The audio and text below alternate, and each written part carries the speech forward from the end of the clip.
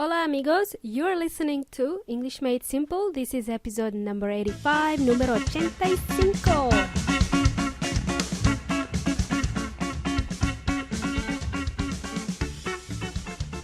Hey, welcome to the English Made Simple podcast. My name is Milena from englishmadesimple.net.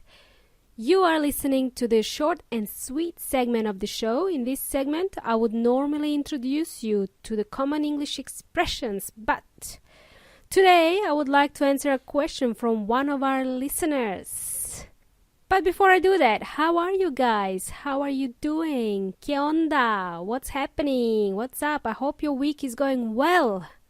Glad to hear you're doing well. Well, I hope your week is going well. Awesome. Now, let's keep it short and sweet today. I'm going to answer a question from one of my listeners, Angel from Guadalajara, Mexico. It's to do with plurals, and more specifically, plurals of nouns that end in F or FE, okay?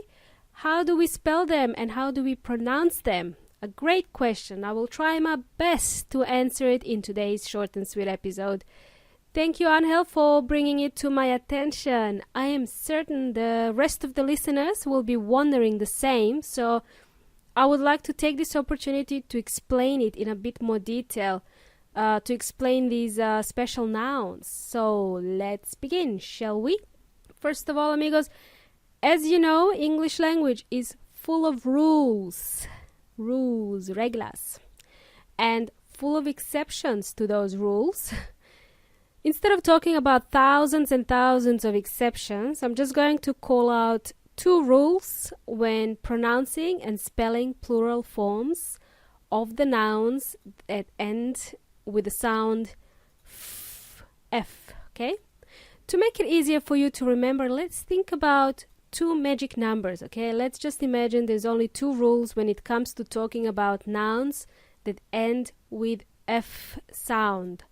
So, the rule number 1, for the majority of the words in the English language, we simply add letter S to imply plural form, right? Like, for example, 1 car, 2 cars, 1 pen, 2 pens, okay? We just add the letter S. These are called countable nouns, right? Easy peasy. Excellent. Now, with the nouns that end in double F, like FF, simply add letter S to make it a plural, okay? The spelling is not changed, we are just adding the letter S. The word, for example, the word handcuff. Handcuff has plural handcuffs. Handcuffs. This is what the police use when they arrest somebody. They use it to handcuff criminals. You can use it as a verb as well. In Spanish, this is called esposas. For example, a policeman carries handcuffs with him just in case he needed to use them when arresting somebody. A policeman could put you in handcuffs if they had to restrain you. If you're causing trouble in the street, they can put you in handcuffs. Right. Now, there is also an exception to this rule.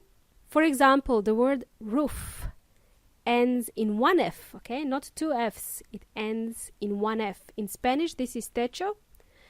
For my non-Spanish speakers, roof, just imagine a house.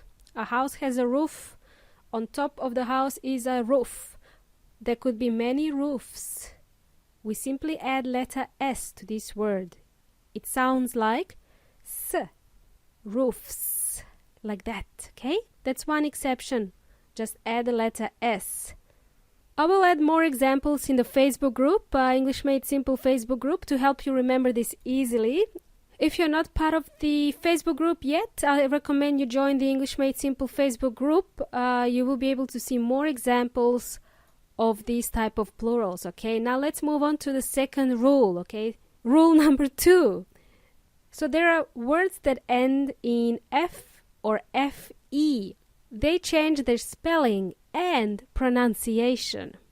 When it comes to spelling them, we simply replace F or FE with 3 letters. V-E-S. Ves. V for victory. V-E-S, okay?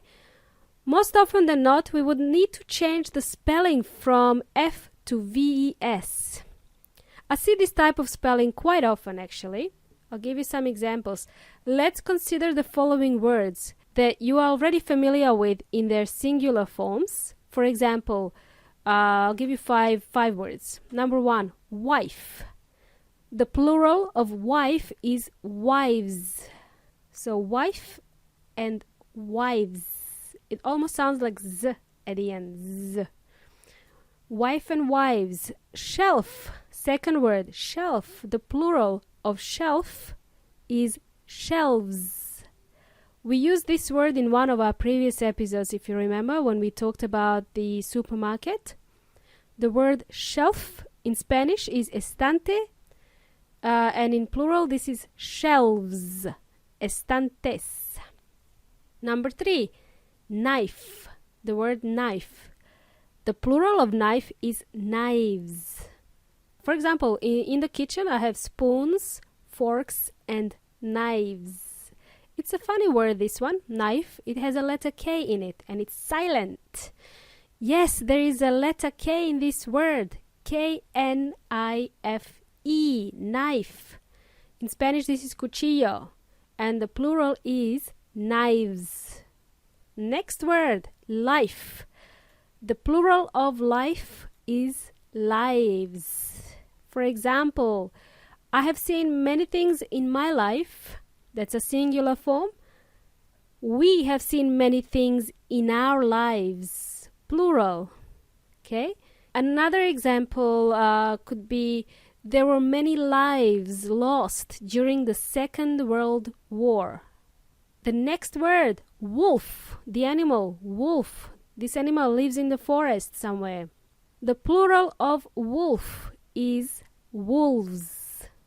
Can you see the difference? Wolf and wolves. The plural of werewolf is werewolves. Hombre lobo. Werewolves. I hate werewolves. I avoid movies with werewolves in them. Scary creatures. Right, are you following me, guys? Easy peasy Japanesey so far? I hope this episode was useful to you. Just a quick burst of English grammar, if you will. But I'm sure that you already knew this yourselves. Ha! Yourselves. This is a plural of the reflexive pronoun. Yourself, a ti mismo. Yourselves, ustedes mismos.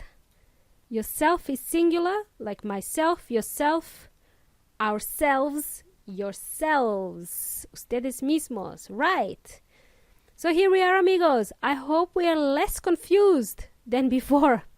It's all about practicing at the end of the day. There is an English saying that goes something like this. Practice makes perfect. The more you practice, the better you become. And that's what we need to do when we are learning about plurals. Unfortunately, we just have to keep practicing, all right? We can do it. Enjoy the rest of the week, guys. It's been a pleasure. Until next time, amigos. Hasta la próxima.